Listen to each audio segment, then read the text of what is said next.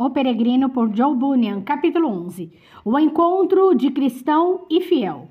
Cristão continuou seguindo seu caminho e alcançou uma pequena subida, que fora posta ali de propósito, para que os peregrinos pudessem enxergar o que os esperava adiante.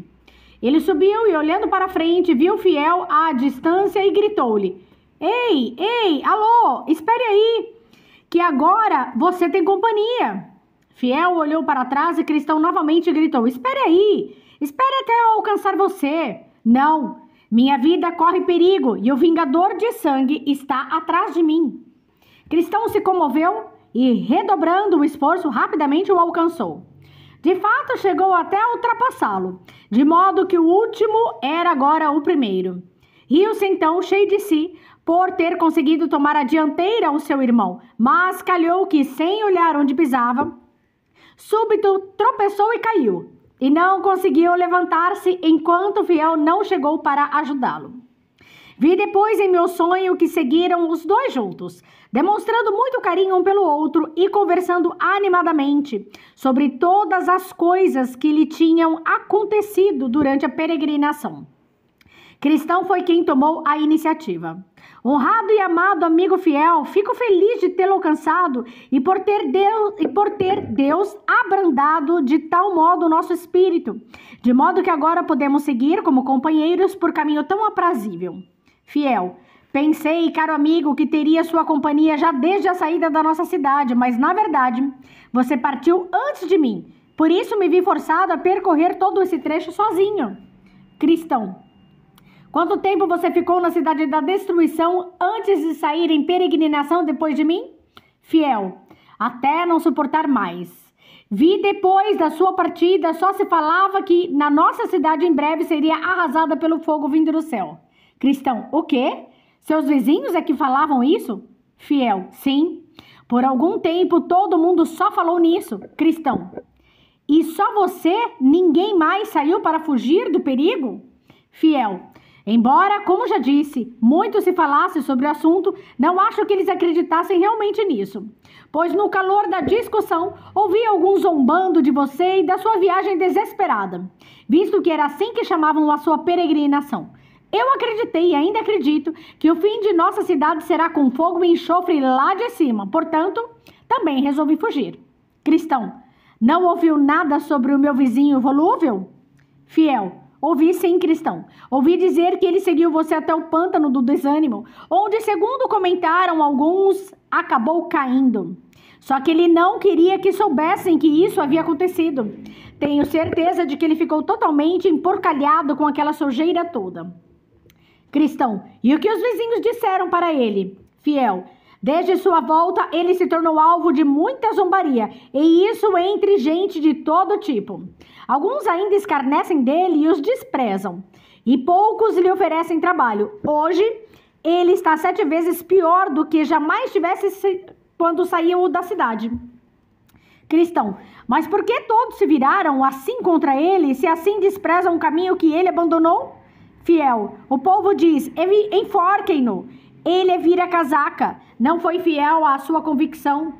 Acho que Deus chegou mesmo a incitar inimigos que o vaiassem, para fazer dele um exemplo, por ter abandonado o caminho. Cristão: Não conversou com ele antes de partir? Fiel: Cheguei a vê-lo certa vez na rua, mas ele lançou um olhar esquivo de longe, como quem está envergonhado do que fez. Não conversei com ele. Cristão: Bom, logo que parti, tinha esperança desse homem, mas agora temo que vá perecer na destruição da cidade. Pois a ele aconteceu conforme o sábio provérbio: o cão voltou ao próprio vômito e a porca lavada voltou a revolver-se no lamaçal.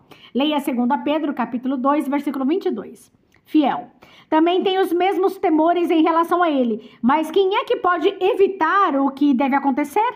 Cristão: Ora, bom vizinho fiel, melhor a deixá-lo para lá e falar de coisas mais urgentes para nós. Diga-me, com que você se deparou no caminho até aqui? Pois seria um verdadeiro prodígio se ainda não houvesse encontrado algumas coisas admiráveis. Fiel: Escapei do pântano, pois vi você cair ali e cheguei à porta sem passar por esse perigo. Só encontrei certa mulher chamada Libertina que procurava alguma forma de me prejudicar. Cristão. Ótimo que tenha escapado de sua rede. José muito sofreu nas mãos dela, mas escapou. Como você, só que isso lhe custou a vida. Leia Gênesis capítulo 39. Mas o que ela lhe fez? Fiel, você não pode imaginar, a não ser que já tenha experiência nisso. Como a língua dessa mulher é sedutora, ela insistiu muito comigo para que eu a acompanhasse, prometendo-me toda sorte de prazeres. Cristão, certamente ela não lhe prometeu o prazer da boa consciência. Fiel, você sabe o que quero dizer, todo prazer carnal e mundano. Cristão, graças a Deus você escapou dela. Os odiosos aos olhos do Senhor cairão na vala dessa mulher. Fiel, não sei se realmente escapei dela ou não. Cristão, por quê? Não creio que você tenha cedido aos desejos dela. Fiel, não me corrompi, pois me lembrei de um texto antigo que havia lido que diz assim: os seus pés descem para a morte e os seus passos conduzem diretamente para a sepultura. Provérbios capítulo 5, versículo 5.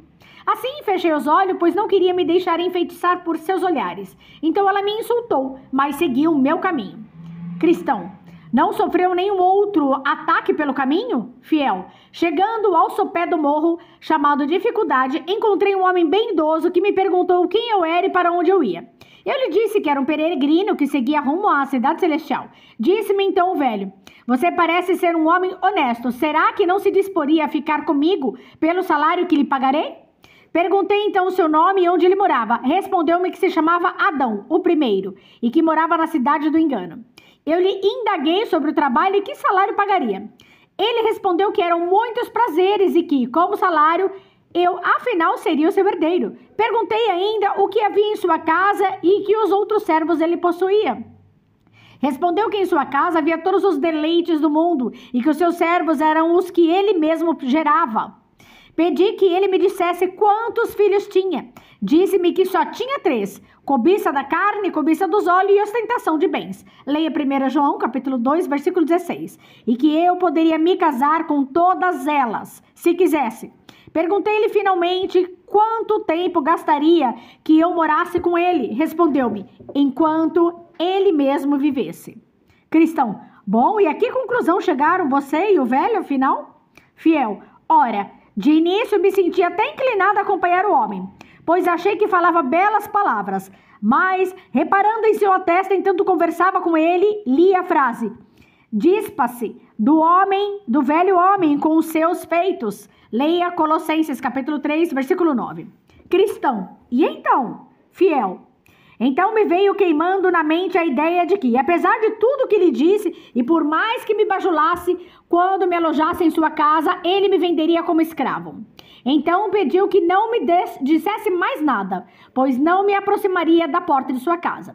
Diante disso, ele me injuriou e me disse que me enviaria atrás de mim alguém que tornaria o meu caminho amargo para a alma. Aí virei-me para me afastar dele, mas assim que o fez, senti que ele me agarrava, dando-me um puxão tão forte que pensei que havia arrancado um pedaço de mim.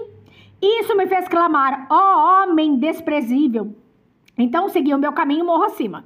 Já havia subido a metade da encosta, quando olhei para trás e vi alguém me seguindo, ligeiro como o vento, e ele me alcançou bem no lugar onde fica o banco. Cristão, foi bem onde eu me sentei para descansar, mas o sono me venceu. Ali perdi este rolo que trago junto ao peito. Fiel, mas ouça-me, bom irmão meu. Assim como o homem me alcançou, senti uma forte pancada que me derrubou no chão e ali fiquei como morto. Quando eu voltava a mim, ainda tonto, perguntei por que fizera aquilo. Disse que era por causa da minha secreta atração por Adão, o primeiro, e que dizendo isso, desferiu-me outro golpe fortíssimo no peito, estirando-me no chão de costas. Assim, fiquei ali caído, de novo, aos pés dele, como morto. E quando voltei novamente a mim, clamei misericórdia. Ele, porém, disse: não sei o que é misericórdia. De novo me atingiu. Com certeza, teria dado cabo de mim. Mas, então, alguém chegou e mandou que ele parasse.